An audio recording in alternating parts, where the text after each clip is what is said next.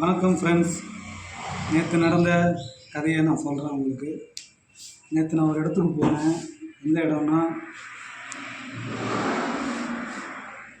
நேற்று போன இடத்த சொன்னால் நீங்கள் ஷாக்காகிடுவீங்க.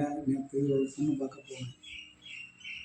பொண்ணு பார்க்க போன இடத்துல பொண்ணை பார்த்தேன். பொண்ணு என்ன பார்த்தாங்க, நான் பொண்ணை பார்த்தேன். 2 பேரும் பார்த்துட்டே தான் இருந்தோம். இது ஒரு பொண்ணு பார்க்கும் நிகழ்ச்சி நேற்று நடந்தது. பொண்ணு வந்தாங்க, பஜ்ஜி போண்டா எல்லாம் கொடுத்தாங்க. எனக்கு பிடிக்காதுன்னு சொன்னேன்.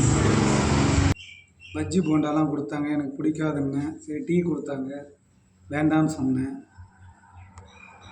இதெல்லாம் கொடுத்து குடிக்க சொன்னாங்க, வேண்டான்னு சொல்லிட்டேன். அப்புறம் என்ன பண்ணேன், பொண்ணு நானும் போய் தனியாக பேசணும் கேட்டாங்க. போய் பார்க்க போனேன், பேசினாங்க, நானும் பேசினேன். அவங்களும் பேச நானும் பேச, அவங்களும் பேச நானும் பேசிகிட்டே இருந்தோம். பேசும்போது சொன்னேன், உங்களை எனக்கு பிடிச்சிருக்கு அப்படின்னு சொன்னாங்க. நான் சொன்னேன், நானும் பிடிச்சிருக்குன்னு சொன்னேன். 2 பேரும் ரொம்ப நேரம் பேசிக்கிட்டே இருந்தோம். லாஸ்ட்டில் ஒரு வார்த்தை கேட்டாங்க, நீங்கள் என்ன வேலை பார்க்குறீங்க அப்படின்னு. நான் சொன்னேன், வேலை வெட்டி இல்லாத ஒரு வெட்டி பையனு. அதுக்கு அவங்க சொன்னாங்க, ஏன் வேலை இல்லாமல் இருக்கீங்க? சரி விடுங்க, பார்த்துக்கலாம். நான் ஒரு வேலை உங்களுக்கு அரேஞ்ச் பண்ணுறேன்.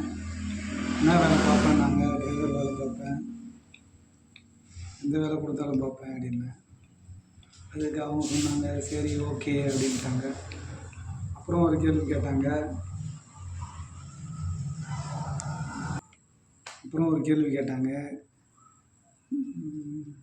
உங்கள் வயசு என்னான்னு கேட்டாங்க திடீர்னு. சொன்னேன் 38/7ன்னு. ஒரு சிரிப்பு. 38 வயசாவது இன்னும் கல்யாணம் பண்ணாமல் இருக்கீங்களான்னு கேட்குறாங்க. அவங்க கேட்குறதும் கரெக்டு தானே. 38 வயசாகி கல்யாணமே பண்ணாமல் கத்த பிரம்மச்சாரியாக இருக்கிறான்னு அவங்க நினச்சிருக்காங்க. அப்புறம் தான் அந்த ஷாக்கை சொன்னேன், எனக்கு நடந்த ஷாக். அது சொன்னால் எல்லாம் திட்டுவீங்க.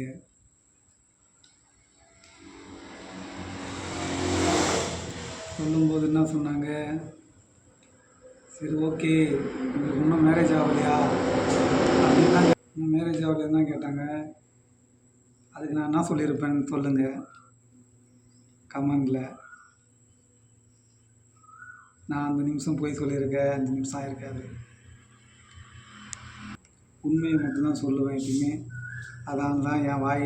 தன் வாய் தானாலே கெடுவாங்களே, தன் வாயை கவலை கெடும், தன் வாய் தானாலே கெடுவாங்களே, அந்த மாதிரி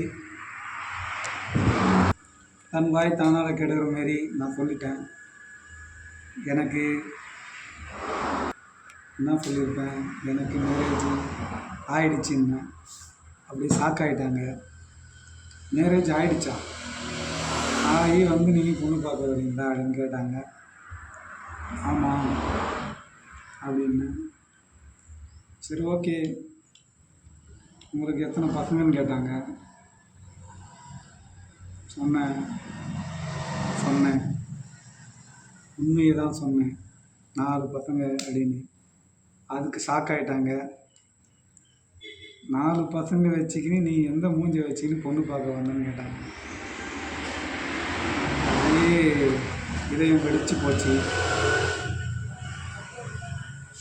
அதுக்கப்புறம் சரி, பொண்டாட்டி என்ன பிரச்சனைன்னு கேட்டாங்க. அதுக்கு சொன்னேன், எனக்கு கல்யாணமே பிரச்சனை தான், அதனால தான் அவங்கள பிடிக்கலைன்ற ஒரு வார்த்தைக்காக சொன்னேன். சரி ஓகே, அவங்க டைவர்ஸ் பண்ணிட்டீங்களான்னு கேட்டாங்க. இல்லை,